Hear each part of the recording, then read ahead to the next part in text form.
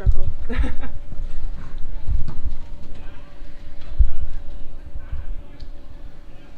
All right, Matt, you get that call, kind of that first set you're going in. How quickly do you have to get ready when that happens, when you get that name called down the bench?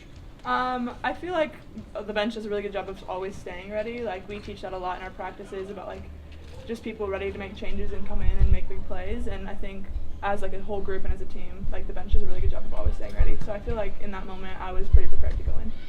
I mean, what do you have to do mentally to step into the match, too? I mean, like, when you're named to step on the court? I mean, I always take a few deep breaths just because, like, the energy can be a little bit high, and I just know, like, I don't know, it gets pretty nerve-wracking sometimes, but I know that my teammates have my back, so it's never that big of a deal.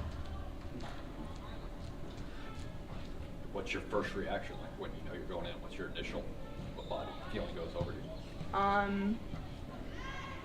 don't know. I always take a second to, like, think about, like, what's gonna happen. Like, I've got to go in, I know, like, I'm going in there to make a change, and so, like, I think of, like, what I can do to, like, when I first go in there, like, if it's bringing energy or taking a deep breath and calming everybody down, like, it's just, I always think about, like, what I can do to bring the team up or, like, maybe settle things down when we get in the moment.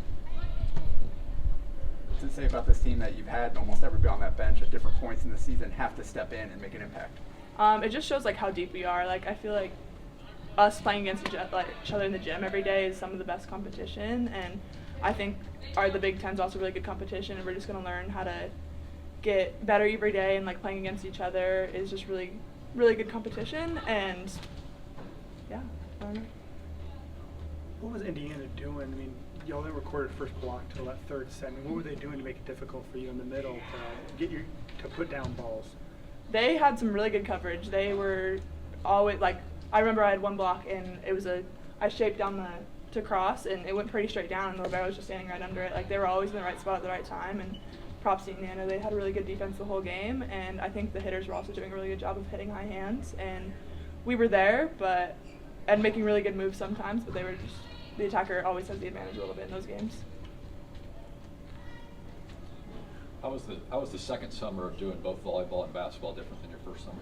I feel like everybody kind of knew what we were doing a little bit more. I didn't really go with basketball this summer as much just because we were going to Brazil, and that would be my time with basketball for the summer. But I found my way into, like, when we got back and we were doing camps for volleyball, I would go to basketball practice, and it was definitely a little bit hectic because I would be running from volleyball camp to basketball practice, back to volleyball camp, and it did get a little bit busy, but overall I feel like everybody knew what they were doing a little bit more, and it was a little bit less, oh, what's going to happen today, because we kind of had a plan going in.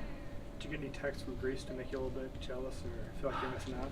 Well, I was supposed to go to Greece, and then I decided to stay back just because I was, like, the flight, I was going to go for 4 days, and the flight was just a little bit long, so I decided to stay back, but all the pictures, I was so jealous. They had a really fun boat day, and very jealous.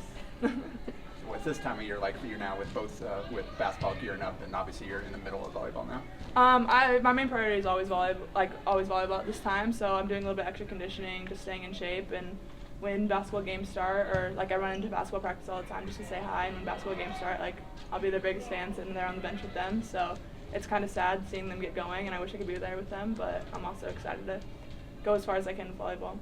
Are you doing any extra skill instruction or any basketball-specific workouts? I go in and shoot probably 2 to 3 times a week just to keep touch, and then I'm going to start doing, like, skills work with basketball coaches.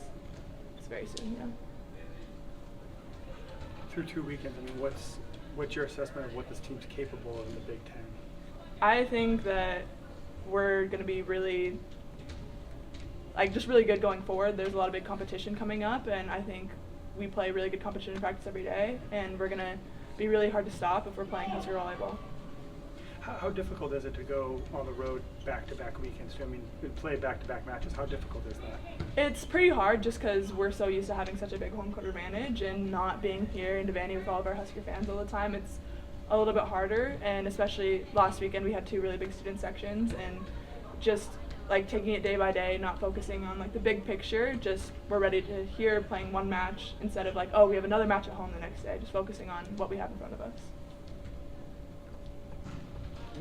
Awesome. Thanks.